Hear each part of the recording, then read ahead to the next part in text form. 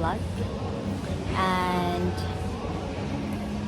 may mga bagay-bagay ako inasikaso na busy ang ating nyo, ha? Yeah, so balik na tayo ngayon. Yung mga pinagagawa ko recently, nag-OT lang naman ako Saturday. Gusto mo yan for 8 hours. Ganun ako kabisi. So, kinakailangan, no? Yung mga opportunity, i-grab yan, day. Kasi kaperahan yan, day. Pandagdag yan sa mga bayad sa aking migration agent. Ha? Gusto niya? So, yeah. And then, the rest, busy talaga sa work. So, alam niyo naman, basta work, masipag tayo siya. Now, anong pag-uusapan natin today? Pag-uusapan natin today are things na medyo may kinalaman sa visa. Mga updates, mga ganap, no, sa mga international students. I-chika ko sa inyo first hand. Charot. So, tara na, pag-usapan natin. Alrighty. So, pasensya na sa aking boses. Medyo, you know. At meron pa rin pala akong isa pa sa mga pinagkakaabalahan ko for today's video. Ako ay nagka-choir, ha? So, gusto nyo yan? Meron tayong curricular activities na sinasalihan, no? Siyempre, pag may gift ka galing kay God, kailangan i-share mo yan, besh. And pag happy ka sa ginagawa mo, push mo yan. Kasi wala kang ina-agrabyat ng ibang tao. Yung pag nakarinig ng boses mo, hindi maaasar sa'yo. Hindi masusuya. Hindi mag-aamok, ganyan. Kundi mapapakalma mo siya. Ganon. Sarap. So, yun. Kasali ako sa choir. And meron kaming competition na sasalihan. That's the reason why busy ang ating nyo rin, ha? So, ayun. So, ayun. Ano pag-uusapan natin ngayon? Mga chika, recently. So, there are things na napabalitaan ko, no? Alam nyo naman dito sa Australia, kakatapos lang ng election. So, si Prime Minister Albo pa din ang nanalo. Yay! And, so, dun sa mga international students, alam nyo naman na yung 485 visa. Diba, kay Prime Minister Albo yun, nag-start, yung nagkaroon ng update sa process. Kasi previously, ito yung rule na naabutan ko. Previously, hindi kailangan ng financial capacity and kailangan walang age limit when I started sa 485. Pero, sabi ko nga sa mga prior ko ng mga videos, yung rules dito sa Australia ay nagbabago from time to time. So, ayun. Sa awa ng Diyos, naabutan ko yung mga old rules, yung mga hindi pa masyadong mahigpit ng mga rules.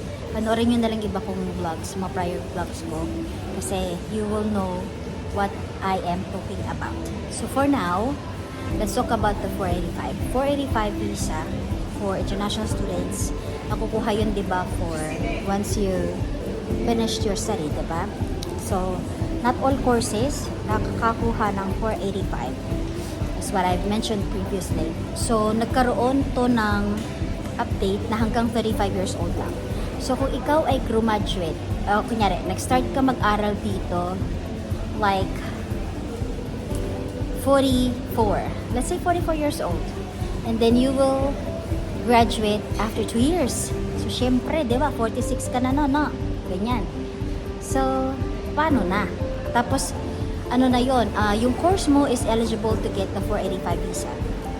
Paano na? So, hindi ka na makakakuha ng 485 visa. Hindi na sa'yo magagrant yun. Because of the prerequisites na you should be below 45. Sorry. What did I say? 44 years old? I meant 34 years old. 34 years old ka nag-start mag-aral dito sa Australia. And then eligible yung course mo for 485 visa, temporary graduate visa. However, because of the new rule, it got updated. You should be, or they will grant you the 485 visa if your age is below 35 years old when you graduate. So, ayun. Maraming mga estudyante na nadismaya about that new rule because when they applied, when they started the visa, the student visa, the old rule pa ang pina-follow. But when they graduated, it changed to that prerequisite na dapat below 35 years old. So, yung mga kababayan natin at yung ibang lahi, umuwi na ng Pilipinas. And isa pa, kasi nagiging habit kasi ng mga iilan mga estudyante na naka-affect sa bagong rules na ito, yung nag-hopping, course hopping, na pagkatapos ng course, sa isang course, mag-apply ulit ng student visa just to extend the stay here in Australia. So, because of that, nasilip ito, ano? So, ngayon, hinigpitan na ang student visa, pag-grant ng student visa. You cannot change, not change, but you cannot, after that 2 years of a course, you cannot apply for a new student visa. You can change, ang ginagawa ng iba, you can change your course like after a year, 6 months to 1 year, na kinukuha mo yung, tinitake mo yung course na yon, and then you have to hop to a different course. Kasi nagbago yung isip mo. At nalaman mo na yung kinuha mo pala ay walang pathway to permanent residency. The immigration is granting those students na nag-apply. So, ginagrant nila para mag-extend si student visa mo na instead of 2 years pa din naman, kaya lang dahil sa nag-change ka ng course, na-extend pa to a couple of months yung student visa mo na nahawak because you've changed your course.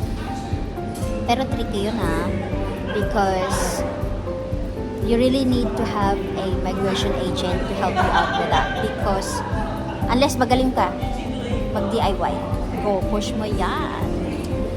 So, another update, chika, dahil sa mga ganong eksena, yung mga international students nag-change sila ng bansa dahil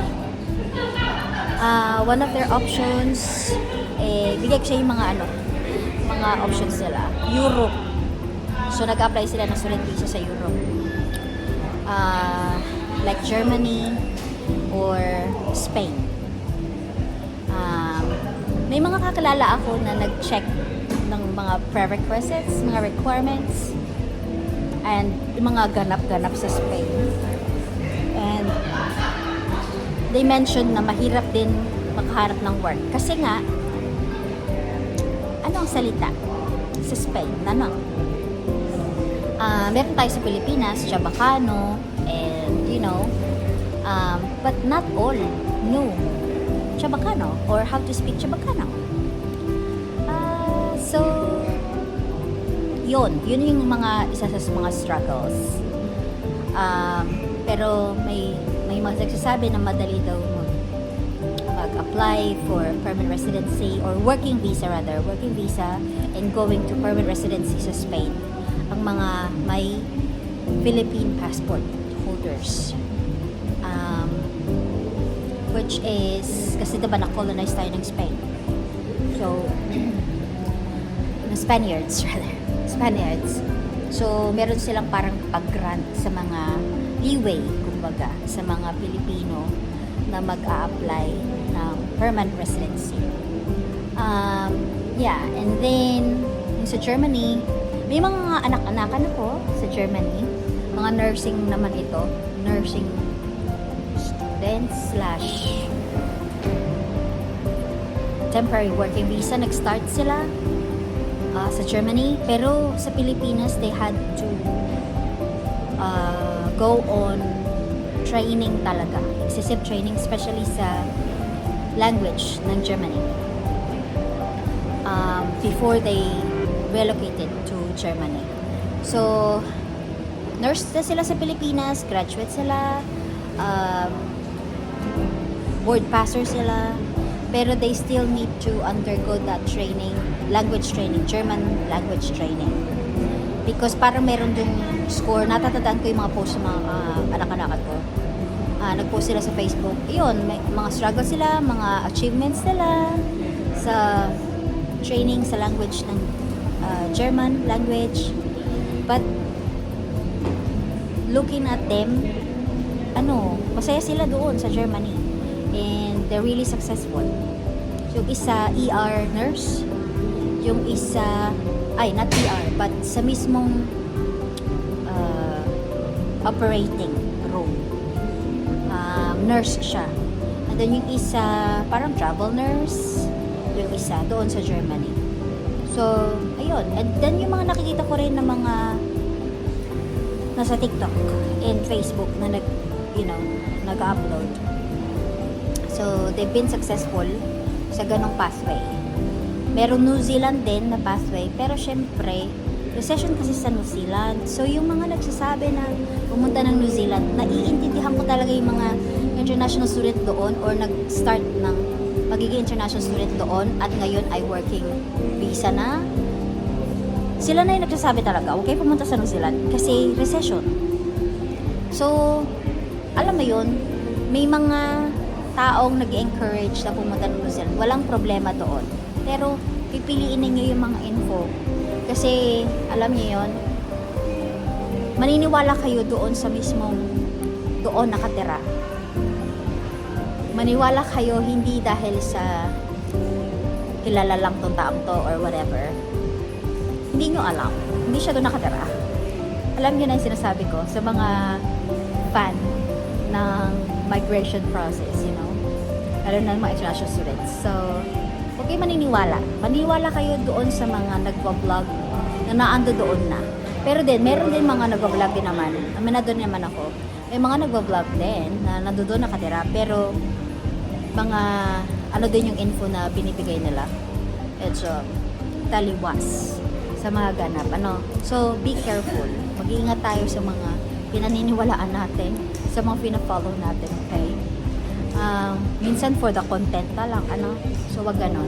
So kilala nyo naman ako, hindi tayo tayo nagsisinungaling at hindi tayo gawa dyan ng content just to make a content, I'd rather have no content, no vlog to upload kesa sa mag-vlog ako ng hindi naman totoo. So wag ganon, So ayun mga besh. I don't wanna spread bad vibes, bad things, bad info. So yun, ang aking goal palagi. Kaya ako kinikip itong aking channel, YouTube channel. It's because I want to help in my own little way. Kasi ako yung nagkaranas ng mga bagay-bagay. And I wanna share that experience para hindi kayo magkamali, Kasi ako, may mga times ako nagkamali. And I want easy process for you. So, ayun. Basta, pumili kayo ng matalinong agent. Not real estate agent. At migration agent. Hindi pera-pera ang dating nito. Pera-pera, oo. Pero, ensure that you are nakatingin naman sa atin. Make sure na you are getting kung ano yung binayad ninyo. Hindi biro-biro ang perang inilalabas natin mga international students. So, kailangan maging mapili, maging matalino sa pagpili ng migration agent. For 491 and 190 visa, same rules pa rin. Pero besh, isa sa mga things na kailangan ko rin i-share, I just want to let you know that yung regional area, it's really working. It's really a good way for you and your future na it take advantage of. Kasi besh, ako, kung nasa Sydney ako ha, hindi ako lumipat dito sa Tassie, siguro hindi ko nakuha yung 491 visa ko. Bakit? Kasi sa Sydney, pataasan kasi yung score doon, no? Para makuha mo yung nomination for 491 visa. Besh, from my assessment, I just got 70 points. So, people there are aiming 90 to 100 plus. Ganun yung competition doon just to get the nomination. So, if your score of your assessment, not skill assessment but the overall profile assessment of yours is like 95, I am pretty sure that you will get the nomination. Pero kung 70 katulad ko, I doubt. So, baka nga ako doon, no? Kung hindi ako lumipat dito sa Tassie. So, there are other regional areas in states, kumbaga, different states than Tassie, dito sa Australia, that you need to consider. Mahirap mag-start sa bagong lugar, I understand. But, wag mo nang isipin yun. Isipin mo yung longer term, yung longer na effect na maganda sa iyo at sa future mo. Maghihirap ka ngayon, pero yung kinabukasan mo naman okay. Diba? Kasi naman yung madali lang yung process, mura lang ang binayaran mo, pero wala naman palang saysay ang lahat ng mga yon. Kasi naloko ka. O kaya, wala talagang pag-asa, guys. So, be careful.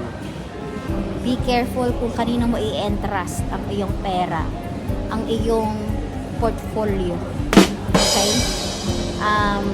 Yeah. Ganun lang, mga besh. So, kita-kits sa next kong vlog. At ang dami ng tao dito. At ito ay, hotel. So, kita-kita ulit, okay? And thank you so much for watching. And palagi kang mag-iingat, palagi kang magiging mabuti. Always be good. Libre lang yan. Pero alam na, malaki ang magiging kapalit niyan. Hindi ka naghahanap ng kapalit, pero you know, alam mo na yon, malaki ka na. Alam mo na ibig ko sabihin. See you again.